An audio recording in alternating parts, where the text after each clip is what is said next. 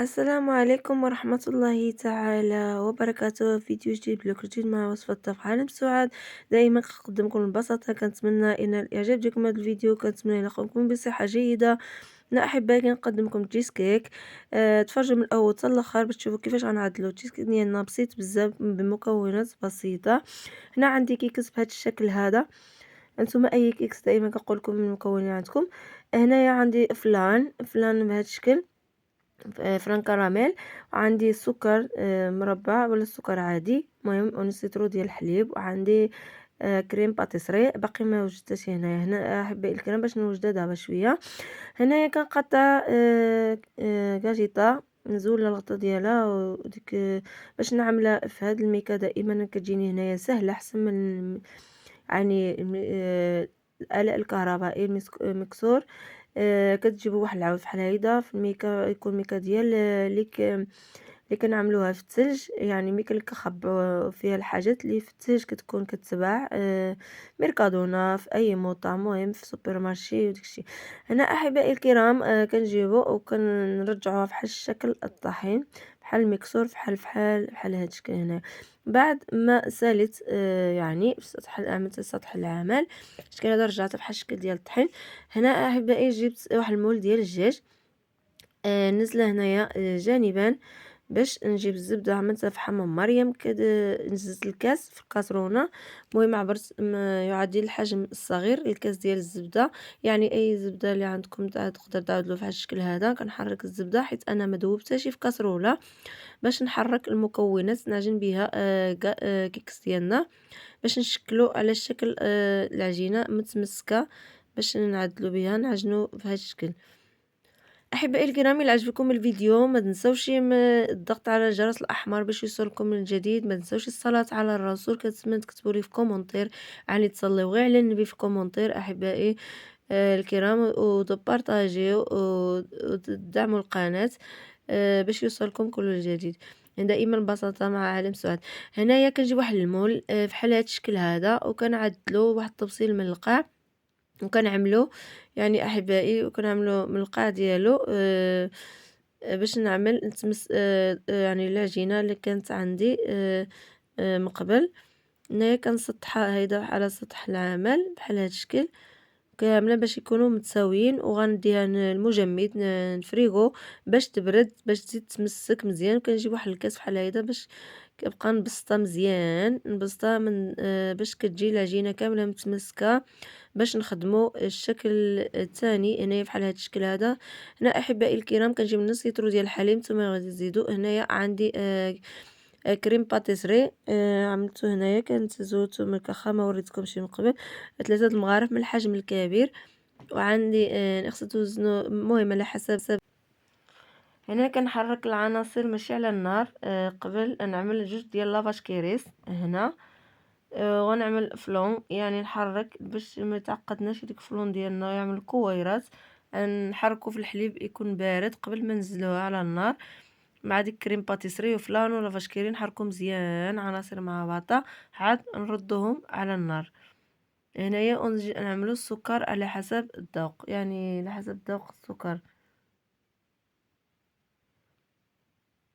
كنشعلو النار هنايا وغنخليو ونبدا نحركو العناصر مع بعضها باش ما يلصقوناش يتحرقوا لنا من القاع، تلصق العناصر في الكاسرون.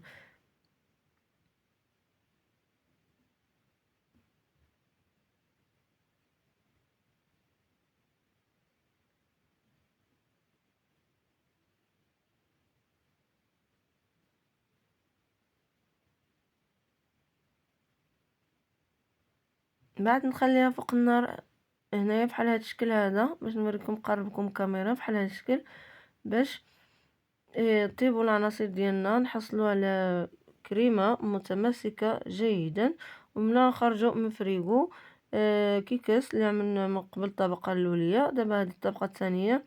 هادو طابت الكميه ديالنا كريم باتيسري مع لافاش والحليب بحال هاد الشكل هذا.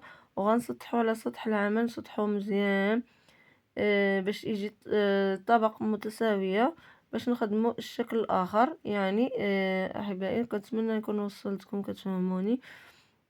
هنايا نسطحو مزيان بهاد المغروفه ولا يعني أي حاجة كاملة باش تجينا كاملة معوطة مع بعضيتها يعني بحال هاد الشكل. غندير المجمد عاود باش تبرد باش نعمل الشكل النهائي.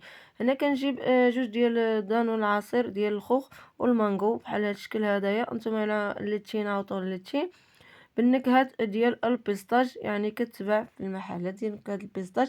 كنجي كنفسخ هنايا قدامي فواحد الكاسرونه يعني العصير ديالنا. الا عندكم اللتين نتوما عوضوها باللتين، يعني انا عوضتها بالجوجر بهذا الشكل هذا باش كيجي الشكل رائع ومختلف ولذيذ بزاف. هنا احبائي الكرام من بعد ما نضيف هنا نضيف العصير اللي كان عندي من قبل في الكاسرونه. 3 ديال العصير جوج مختلفين وواحد مختلف اخر بالمانكو والخوخ باش كيطلق واحد النكهه وكيعطي واحد المذاق واحد النكهه رائعه ومختلفه في الكيسك ديالنا. يا احبائي نضيف جوج مغارف ديال النشا مغروفه صغيره مهم من الحجم الصغير. وغنضيف كذلك وبدا نحرك العناصر مع بعضها جيدا، يعني قبل ما ننزلوها فوق النار نحركوهم مزيان باش ما كيبقالناش ديك العقد معقدين هيدا مع بعضهم، ديك الطروف الصغارين هيدا كيبانوا في العصير هنايا. وغنزلهم فوق النار بهذا الشكل هذا باش يطيبوا النشا ديالنا مع العصير. ثم الا ما عندكمش هاد الجوجر هذا ضيفوها بالليتين، عوضوها بالليتين، ولكم الاختيار دائما، ثم لكم الاختيار. المهم كيجي برائع بالنكهة مختلفة. هنا نخليو تطيب احبائي وعاد غنزيد نضيف له بالنكهات ديال البيستاج، يعني باش كيطلق واحد نكهة رائعة. وغنضيفو شي 3 مغارف عاود من الحجم الصغير بالنكهة ديال البيستاج كتباع في المحلات. نضيف غير 3 فقط، يعني فيها 3 مغارف صغارين، ما يعادي صغارين ماشي كبارين، باش كيعطينا المذاق والكولور، باش نعوضوا الكولور النهائي الشكل النهائي بالشكل كيجي فحال الشكل. دابا نوريكم شويه باش نقرب الكاميرا شكل اخضر.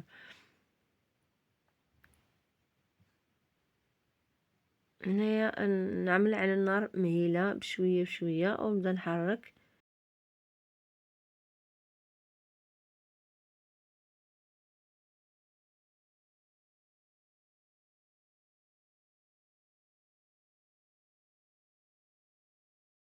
هنا احبائي باش نزود الطبق الاخري اللي جبت مجمد حصلت على الكولور بحال هذا الشكل هذا. لا قربتكم الكاميرا باش تشوفوا.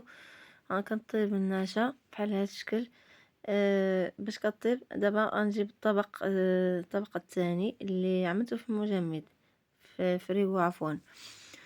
خليه كطيب بشويه بشويه باش كنحصلوا على عجين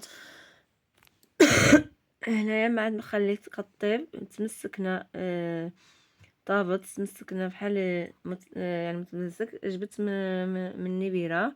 انا غنصفي المكونات ديالي بحال هذا الشكل هذا باش نعمل الشكل النهائي ديال الديسكيك ديالي. نصفي بحال هذا الشكل يعني كنحصلوا على هنا احبائي. بعد ما نخليها في النبيره ليله كامله ونجبدها من الغدا في الصباح، يعني ان شاء الله باش تمسك مزيان بحال هذا الشكل هذا اللي كتشوفوها. عطاتنا واحد الديكور في الخضر بيستاج رائع بزاف وذوقتها بكريم كراميل. وانتم اي حاجه ذوقوا بها بهذا الشكل هذا واي ذوق انتم لكم الاختيار. عملت لها هنايا فريسه. انتم الا بغيتوا تذوقوا شي حاجه اخرى احبائي هذا هو الشكل النهائي. هذا هو الشكل النهائي احبائي الكرام. جات واعره بزاف بكريم باتيسري وثلاثه المكونات فقط. كنتمنى تنال الاعجاب ديالكم. الا عجبكم الفيديو ما تنسونيش بالبارطاج والتعليقات ديالكم. والسلام عليكم الى فيديو قادم ان شاء الله.